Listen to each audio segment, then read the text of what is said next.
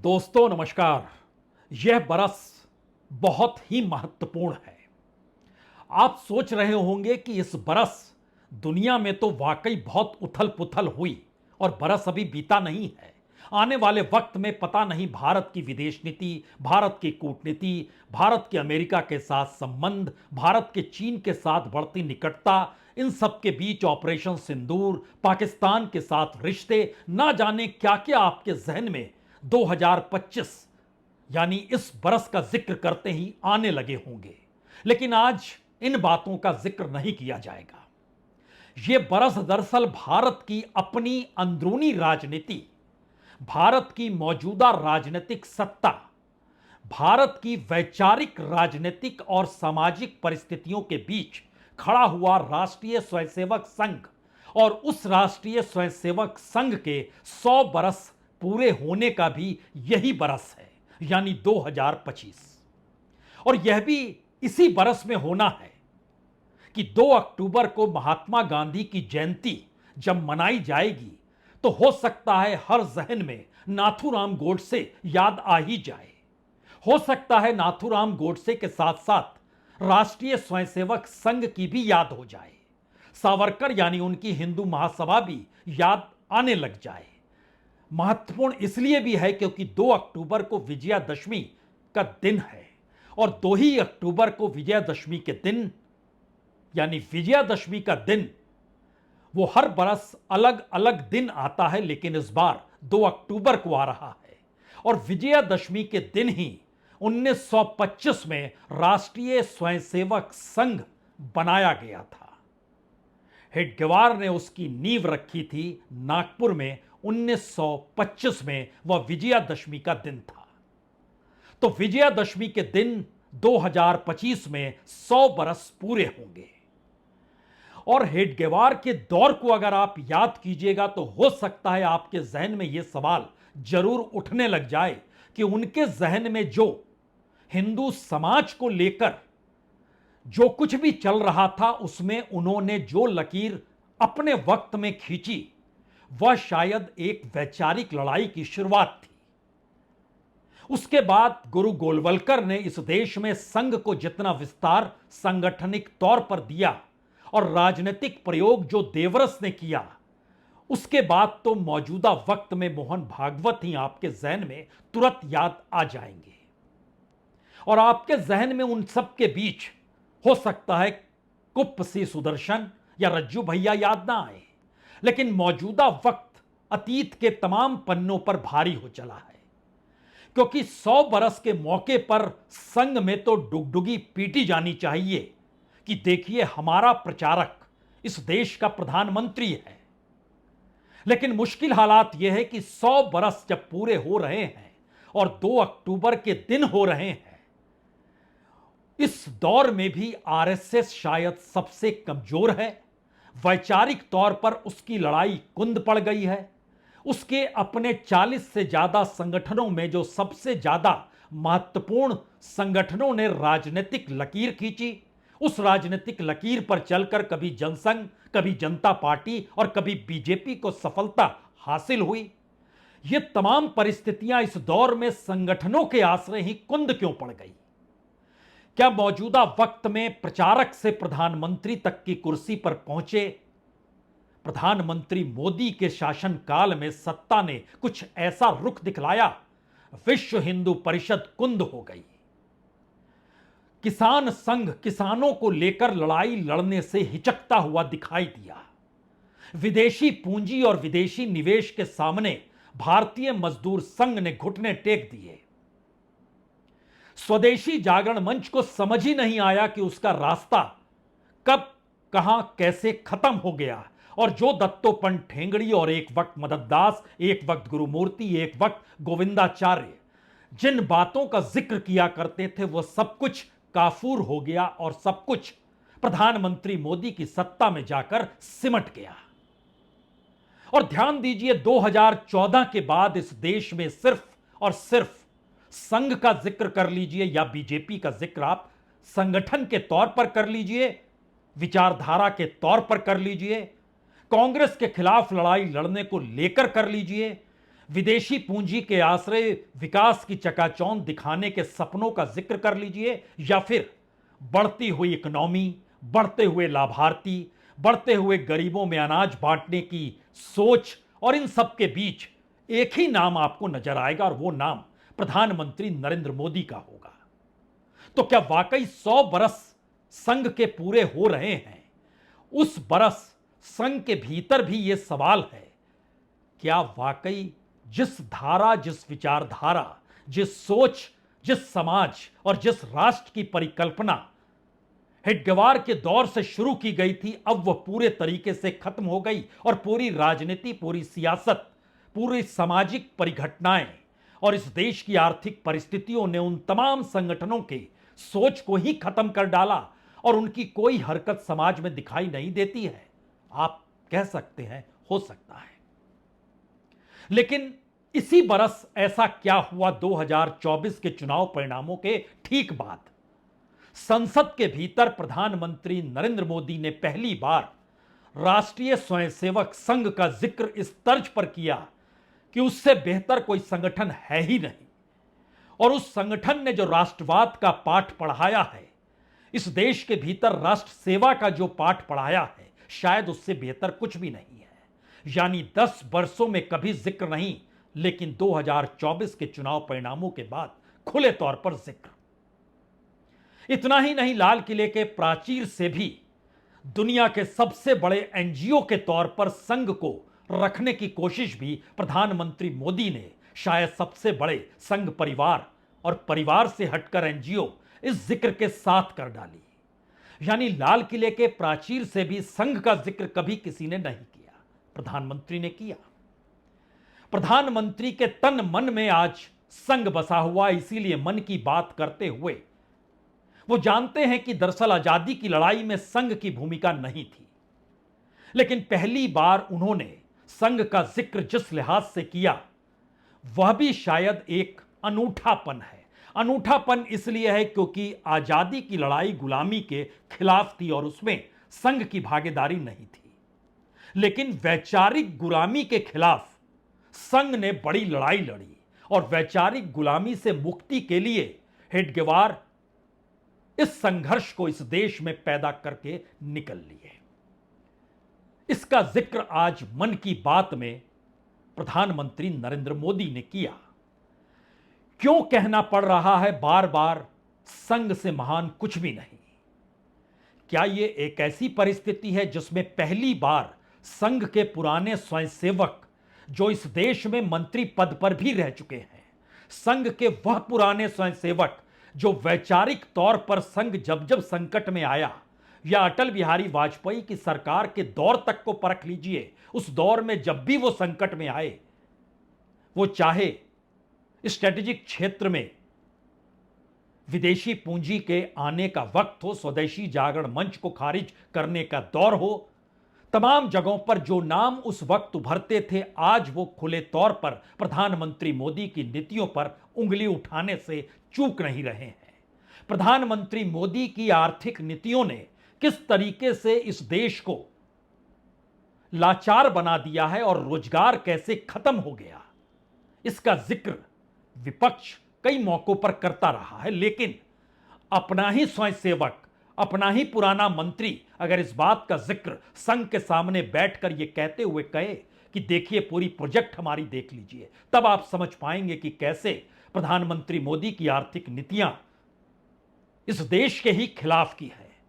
यह पूरा पर्चा मुरली मनोहर जोशी जी ने संघ के सामने रखा था और उसके बाद सुप्रीम कोर्ट में 3 दिनों पहले एक लेटर लिख के भेजा गया। 11 पन्नों के इस पत्र में बताया गया कैसे इस देश में हिमालय क्षेत्र में पड़ने वाला जम्मू कश्मीर हो, हिमाचल प्रदेश हो या उत्तराखंड हो, उसको किस तरीके से पैसे कमाने के चक्कर में पूरे तरीके से लहूलुहान कर दिया गया, और उसी की बदहाली और मुश्किल हालात हैं जो इस वक्त आपको उत्तराखंड में त्रासदी के तौर पर दिखाई देते हैं, हिमाचल में दिखाई देते हैं, कश्मीर में दिखाई देते हैं।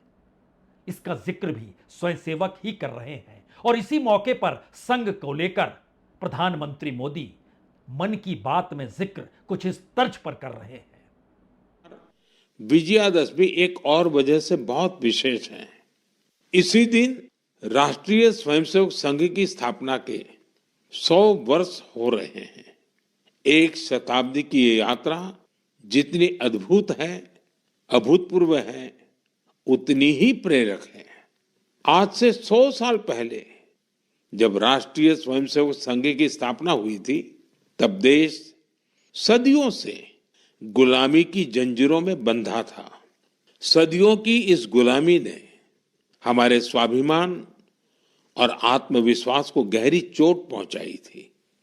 विश्व की सबसे प्राचीन सभ्यता के सामने पहचान का संकट खड़ा किया जा रहा था। देशवासी हीन भावना का शिकार होने लगे थे। इसलिए देश की आजादी के साथ साथ ये भी महत्वपूर्ण था कि देश वैचारिक गुलामी से भी आजाद हो। ऐसे में परम पूज्य डॉक्टर हेडगेवार जी ने इस विषय में मंथन करना शुरू किया और फिर इसी भगीरथ कार्य के लिए उन्होंने 1925 में विजयादशमी के पावन अवसर पर राष्ट्रीय स्वयंसेवक संघ की स्थापना की। प्रधानमंत्री मोदी संघ को लेकर इतने भावनात्मक तौर पर जुड़ाव कैसे जुड़ गया, जबकि विश्व हिंदू परिषद को संभालने वाले तोगड़िया को बाहर का रास्ता दिल्ली के आदेश पर ही दिखाया गया। जो स्वदेशी जागरण मंच चला रहे थे उन्हें बाहर का रास्ता दिल्ली के निर्देश पर ही दिखा दिया गया। जो किसान संघ को चलाने वाले थे, जो सरकार की नीतियों को लेकर कुछ सवाल खड़ा कर रहे थे, उन्हें भी बाहर का रास्ता दिल्ली के निर्देश पर ही बाहर दिखाया गया। स्वदेशी जागरण मंच हो, विश्व हिंदू परिषद हो, भारतीय मजदूर संघ हो या किसान संघ हो, तमाम जगहों पर होते होते आदिवासी कल्याण आश्रम चलाने वालों को भी बदल दिया गया। कौन बदल रहा था, क्यों बदल रहा था, और उस दौर में संघ की निद्रा क्यों नहीं टूटी? खास तौर से संघ की निद्रा तब टूटी जब मौजूदा सरकार ने यह तय कर लिया कि दरअसल संगठन भी हम ही चलाएंगे, और संगठन जो कि संघ चलाता रहा, टकराव वहां से शुरू हुआ और होते होते बात आज की तारीख में यानी 2025 में सबसे बड़ी स्थिति क्या यही आ चुकी है, जहां पर बीजेपी का अध्यक्ष कौन होगा, इस पर भी बटन मौजूदा राजनीतिक सत्ता यानी प्रधानमंत्री मोदी और अमित शाह की जोड़ी ने दबा दिया है। यह कहते हुए दबा दिया है, अगर उनके अनुकूल बीजेपी का अध्यक्ष नहीं होगा तो फिर बीजेपी आने वाले वक्त में टिक नहीं पाएगी, क्योंकि संगठन मायने रखता है। और संगठन अगर सत्ता के अनुकूल नहीं रहेगा तो फिर क्या मतलब है? तो ऐसे में अगला सवाल संघ के भीतर स्वयंसेवक भी उठाते रहे, प्रचारक भी, जो हर हफ्ते जमा होते हैं देश के भीतर अलग अलग जगहों पर। अब तो 80,000 से ज्यादा शाखाएं लगती है। उन शाखाओं में यह सवाल उठता है, जो सरकार और केंद्र की नीतियां हैं, क्या उस पर संघ की सहमति है या नहीं है? अगर है तो उससे आने वाली परेशानियों को लेकर संघ कुछ करता क्यों नहीं, क्योंकि उसकी अपनी लकीर तो ऐसी कभी नहीं थी। सत्ता विचारधारा नहीं हो सकती है, और विचारधारा सिर्फ सत्ता पाने के लिए नहीं हो सकती है। यह पाठ गायब हो गया बीते 11 वर्षों में। सत्ता ही विचारधारा हो गई, और विचारधारा को सत्ता तक पहुंचने का रास्ता बनाना होगा, यही संगठन हो गया। परिस्थितियां उलझती चली गई तो प्रधानमंत्री मोदी को लगने लगा कि संघ अब जमीन खींच लेगा, वह जमीन जिसके आसरे वो खड़े रहे हैं। हालांकि इस दौर में पहली बार इस देश में यह भी सवाल बड़ा हो गया, संघ की भूमिका चुनाव में वाकई बड़ी होती है, लेकिन चुनाव में जनता की भूमिका ही अगर टेक्नोलॉजी और चुनाव आयोग के जरिए खत्म कर दी जाए तो फिर क्या फिक्र है आरएसएस की, क्या फिक्र है किसी विचार की? क्योंकि सब कुछ तो आपकी हथेली पे रेंग रहा होगा। और शायद यही वो वजह है कि पहली बार आरएसएस ने यह समझा और माना, उसकी अपनी मौजूदगी कहां है और प्रधानमंत्री मोदी जिस दिन सत्ता से हटे उस दिन संघ कहां पर खड़ा होगा कोई नहीं जानता है। बीजेपी कितने बरस पीछे चली जाएगी कोई नहीं जानता है, क्योंकि इस दौर में इस वक्त देश का आकलन अगर यूनिवर्सिटीज के जरिए, देश के इंफ्रास्ट्रक्चर के जरिए, देश के भीतर करप्शन को लेकर, देश के भीतर अलग अलग मंत्रालयों की बनने वाली नीतियों के आश्रय जितना बड़ा करप्शन होते चला जा रहा है और जिस परिस्थिति में इस देश की नौकरशाही, इस देश के मिनिस्टर्स, इस देश के पार्लियामेंट्रीज, इस देश के भीतर करप्ट विपक्ष के पॉलिटिशियन सबको लेकर सबकी फाइल जैसे बनती चली गई, तो ऐसे में जुडिशरी भी क्या इससे अछूती नहीं रही। और जुडिशरी ने भी जो फैसले देने शुरू किए वो फैसले इसी तर्ज पर रहे जो सत्ता के अनुकूल हों।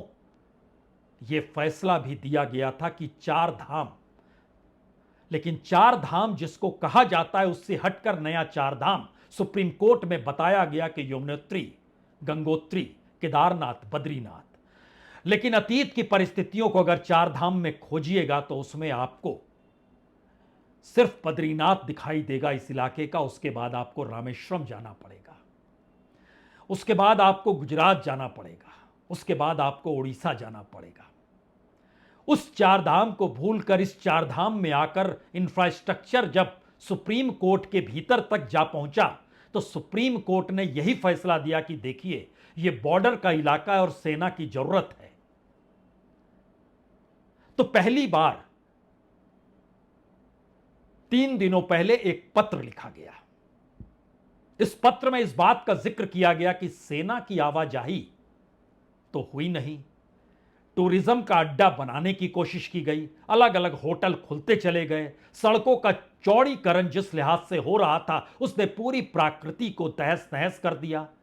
और तमाम पॉइंट्स को लेकर 11 पन्नों का नोट जिसमें इस देश के भीतर के 57 लोगों ने, जिसमें ज्यादातर लोग आईआईटी से जुड़े हैं, वैज्ञानिक हैं, समाज सेवी हैं, अलग अलग संगठनों को चलाते और उसमें हस्ताक्षर करने वालों में मुरली मनोहर जोशी के भी साइन, गोविंदाचार्य के भी साइन, अश्वनी महाजन जो एक वक्त स्वदेशी जागरण मंच को चला रहे थे उनके भी हस्ताक्षर, कर्ण सिंह के भी हस्ताक्षर। एक क्षण के लिए देख लीजिए जो सुप्रीम कोर्ट को लिखा गया।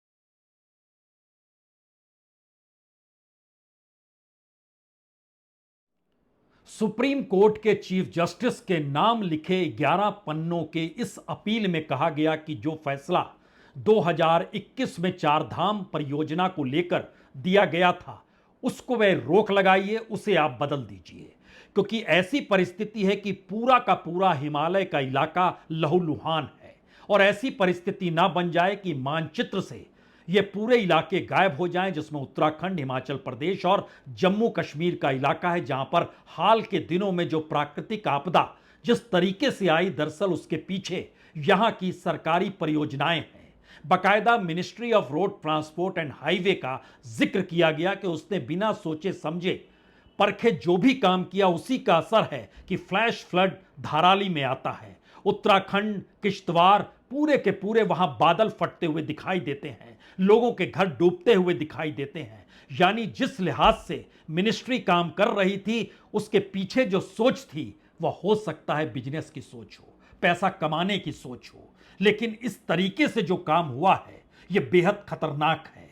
और अगर याद कीजिएगा तो प्रधानमंत्री मोदी ने इस 4 धाम परियोजना को लेकर पार्लियामेंट से लेकर संसद के गलियारे से बाहर निकलकर लाल किले के प्राचीर से भी इसका खुले तौर पर जिक्र किया था। यह वाकई अजीबोगरीब त्रासदी है, क्योंकि खुद संघ के पुराने स्वयंसेवक देश के मंत्री रह चुके हैं। गोविंदाचार्य जी ने तो बहुत काम किया संघ की विचारधारा को फैलाने के लिए, और कैसी राजनीति होनी चाहिए इसको लेकर भी उन्होंने बाखूबी संघर्ष किया है समाज के भीतर। अब वो बता रहे हैं सुप्रीम कोर्ट से जो फैसला आपने लिया वो फैसला गलत था, सरकार ने जो जानकारी दी वो जानकारी गलत थी। लेकिन इन सब से हटकर प्रधानमंत्री मोदी इसी दौर में जब मन की बात का जिक्र करते हैं तो वह यह कहने से चूकते नहीं है कि देखिए, इस देश में जहां पर भी प्राकृतिक आपदा आती है तो सबसे पहले स्वयंसेवक खड़ा हुआ नजर आता है। यह सच भी है, लेकिन अगला सच तो यह भी है कि प्राकृतिक आपदाओं के कारण ही सरकार की नीतियां हो जाए, इस पर प्रधानमंत्री चुप्पी थाम लेते हैं और पुराने स्वयंसेवक अब ताल ठोक कर खड़े हो चले हैं। उनके नजर में बहुत साफ है कि इस देश की आर्थिक नीतियों से लेकर अलग अलग फैसलों ने दरअसल ना सिर्फ संघ की बेसिक विचारधारा, बल्कि इस देश के भीतर में जो विकास की सोच है उसको भी उस पूंजी तले दबा दिया और पूरा बिजनेस मॉडल कुछ इस तर्ज पे खड़ा कर दिया कि मंत्रालय दर मंत्रालय सिर्फ और सिर्फ ऐसी ऐसी परियोजनाओं में लग गया जो इस देश के अनुकूल है ही नहीं।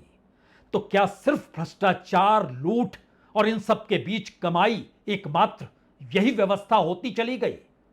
हमें लगता है चूंकि आपने यह पत्र देखा जिसमें सुप्रीम कोर्ट से गुहार लगाई गई है कि आप इस परियोजना पर रोक लगा दीजिए, अन्यथा यह प्राकृतिक आपदाएं और व्यापक हो जाएगी और भारत के मानचित्र से यह पूरा इलाका गायब हो जाएगा, क्योंकि चारधाम की यह परियोजना तकरीबन 900 किलोमीटर की बनाई गई। और प्रधानमंत्री आज कहते हैं देखिए, प्राकृतिक आपदा आती है तो स्वयंसेवक ही तो सामने आता है, उनके मन की बात का यह हिस्सा है। त्याग और सेवा की भावना और अनुशासन की सीख, यही संघ की सच्ची ताकत है। आज आरएसएस 100 वर्ष से बिना थके, बिना रुके राष्ट्र सेवा के कार्य में लगा हुआ है। इसलिए हम देखते हैं देश में कहीं भी प्राकृतिक आपदाएं, आरएसएस के स्वयंसेवक सबसे पहले वहां पहुंच जाते हैं। लाखों लाख स्वयंसेवकों के जीवन के हर कर्म, हर प्रयास में राष्ट्र प्रथम, नेशन फर्स्ट की यह भावना हमेशा सर्वोपरि रहती है।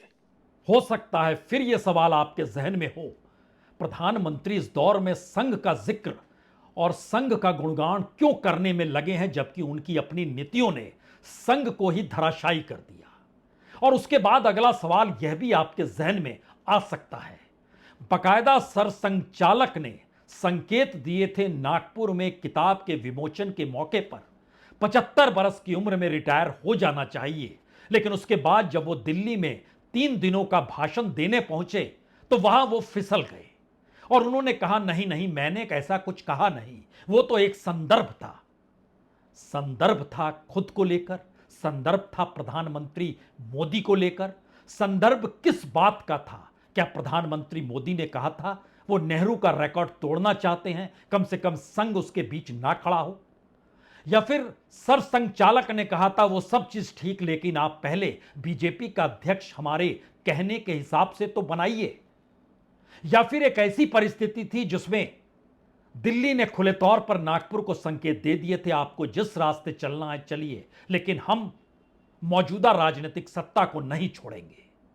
या फिर इन सब से हटकर खुले तौर पर यह भी चेतावनी थी, हम हट गए तो कांग्रेस आ जाएगी, और कांग्रेस और खास तौर से राहुल गांधी संघ को लेकर क्या सोचते हैं यह तो इस देश के अलग अलग अदालतों में तकरीबन 20 मुकदमे उन पर ठोके जा चुके हैं। तो वो जब सत्ता में आएंगे तो किसी को नहीं बख्शेंगे, तो आप डर जाइए।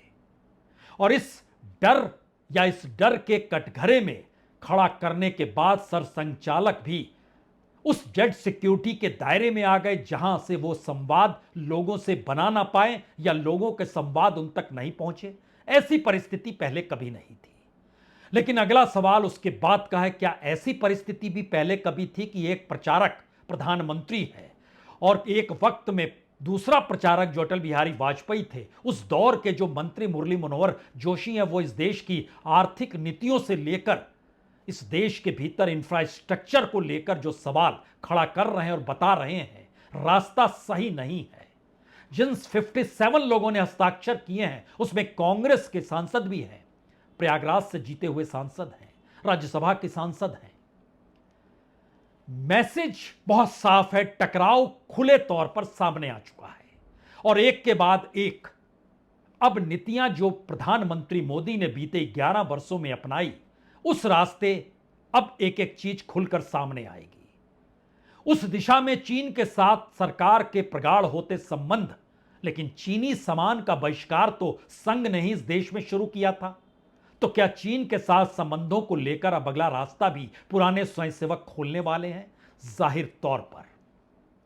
क्या सरकार जिन नीतियों के आश्रय कॉरपोरेट को आश्रय दे रही है और उसमें दूसरी तरफ वह स्वदेशी का गान कर रही है, इन दोनों परिस्थितियों के अंतर विरोध को भी उभारा जाएगा? निश्चित तौर पर। तो क्या यह लड़ाई एक आखिरी सिरे तक पहुंच चुकी है जहां पर तय या तो सरसंघचालक को खुले तौर पर करना है या फिर खुले तौर पर प्रधानमंत्री मोदी को यह ऐलान करना है कि नहीं, सत्ता और सरकार से बड़ा कुछ भी नहीं होता है। और दूसरी तरफ इस देश को मथने का जो प्रयास डॉक्टर हेडगेवार ने किया, गुरु गोलवलकर ने अपने उसको विस्तार दिया और यह पूरी की पूरी यात्रा जो 100 बरस की है, इस 100 बरस की यात्रा को मटियामेट क्या इसे 11 बरस में कर दिया गया? 2 अक्टूबर को सरसंघचालक विजयदशमी के दिन नागपुर में भाषण देंगे। परिस्थितियां 2025 में ही रची बसी जाएंगी, यह भी तय हो चला है कि रास्ता किसका सही है, किसका गलत है, या कौन ताकतवर है, और जो ताकतवर है वो ताकत के साथ क्या आप सत्ता में अडिग रहेगा, या फिर इस दौर में आपको भविष्य देखना चाहिए, भविष्य का विजन होना चाहिए। क्योंकि अटल बिहारी वाजपेयी के प्रधानमंत्री रहते वक्त उस वक्त के सरसंघचालक कुप सी सुदर्शन ने खुले तौर पर कहा था, दिल्ली की चौकड़ी नहीं चलेगी। और उसके बाद ही एक एक करके बहुत सारे नामों पर विचार किया गया था। उस समय पारीकर थे, उस समय शिवराज सिंह चौहान का नाम भी सामने आता था, और फिर नरेंद्र मोदी ने सबको ओवरटेक करते हुए आगे जगह बना ली। पीछे संघ खड़ा था। सवाल है, क्या इस दौर में वाकई दिल्ली 2 मुख्यमंत्रियों से जो टकरा रही है वो संघ की परिस्थितियों को काटने के लिए, उसमें एक निशाने पर योगी आदित्यनाथ हैं, दूसरी तरफ देवेंद्र फडणवीस हैं। दोनों संघ के करीब हैं, दिल्ली से दूर हैं। दिल्ली से दूरी का मतलब इस वक्त प्रधानमंत्री मोदी से ज्यादा गृह मंत्रालय सक्रिय है। गृह मंत्रालय का मतलब अमित शाह है। यानी लड़ाई उस दिशा में जा चुकी है जहां पर फैसला तो लेना होगा, अन्यथा हम एक एक करके हर मुद्दे को उठाएंगे। और अगर मुद्दे उठेंगे तो फिर पुराने तमाम जो भी संगठन हैं, वो मजदूरों के सवाल को लेकर भारतीय मजदूर संघ हो, वाकई स्वदेशी का नारा जो आप दे रहे हैं और जो हम स्वदेशी सोचते थे उसको लेकर स्वदेशी जागरण मंच हो, तमाम चीजें उठकर सामने आएंगी ही। तो क्या मुनादी हो चुकी है? और ऐसे में प्रधानमंत्री मोदी संघ का गुणगान सिर्फ इसलिए कर रहे हैं कि उन्हें राहत चाहिए नेहरू का रिकॉर्ड तोड़ने के लिए, या संघ अपने पुराने स्वयंसेवकों के जरिए अब उन मुद्दों को उठा रहा है कि कटघरे में मौजूदा मोदी की सत्ता उनके निर्णय आकर खड़े हो जाएं? शायद ये मौजूदा राजनीति के लिए एक दिलचस्प मौका हो सकता है, लेकिन संघ और बीजेपी की अपनी राजनीतिक विचारधारा को लेकर जिस जमीन पर वो खड़ी है, वहां पर सैकड़ों स्वयंसेवकों के जहन में यह सवाल तो है, ये कौन सा रास्ता है? सत्ता के साथ खड़े रहे या फिर सत्ता से इतर हटकर इस देश के लोगों के बीच जो सवाल हैं, जो अब अलग अलग प्रांतों में उठने लगे हैं, उन लोगों के साथ खड़े हो जाएं? तय तो करना होगा, और वह भी इसी बरस। इसीलिए 2025 वाकई बहुत महत्वपूर्ण है। बहुत बहुत शुक्रिया, बहुत बहुत शुक्रिया।